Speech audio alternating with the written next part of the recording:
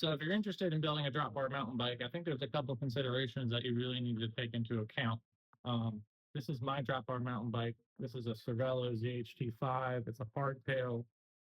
So it has a 100 millimeter fork on the front, which is the RockShox SID SL Ultimate.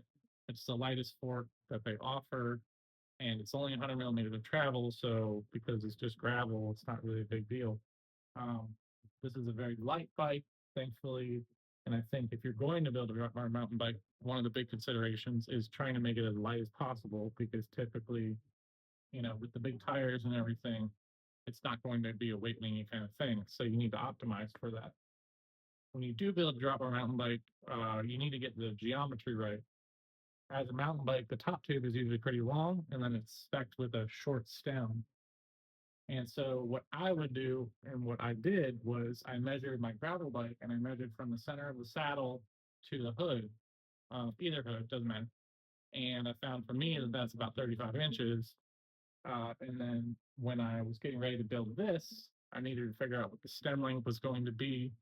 And I put a drop bar on. It's just a placeholder. And I measured with a hood. And I found that it was pretty close with the existing stem. And so I got really lucky with it.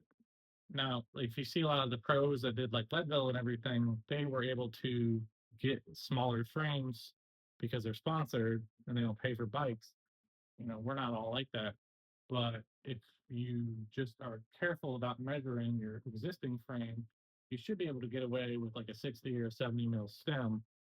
And there's no real issues that I've found with the handling or anything. If I look down, they typically say like a good fitting bike, if you're staring down at the handlebar, you shouldn't be able to see the axle of the front wheel. And I find that that's true. I see the handlebar in front of the axle, and so it works out well for me.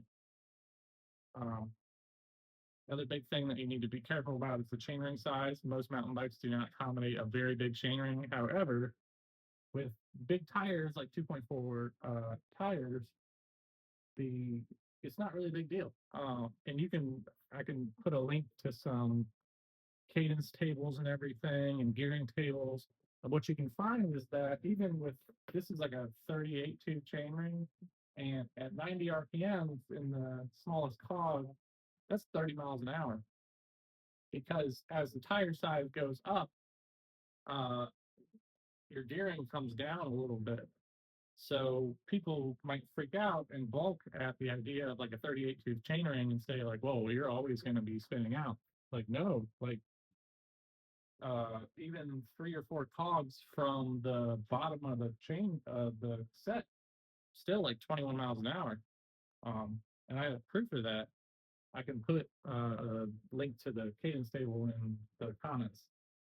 So that's the big things. I think a drop bar mountain bike is worth it. Um, just people have found recently, and I think that the paradigm is shifting toward the idea that large volume, fast cross country tires are normally faster than the gravel tires, and it's way more comfortable. I have hand issues. I have like ulnar neuropathy in this arm, and I get trigger fingers on both sides. And so for me, having this suspension is a lifesaver. And I've already listed my other gravel bike for sale. There's no way I'm going back to that because it's chattery as hell. Um, so I think it's worth a shot, and it's just some things that you should think about: the chainring size, the geometry of the handlebars with the reach.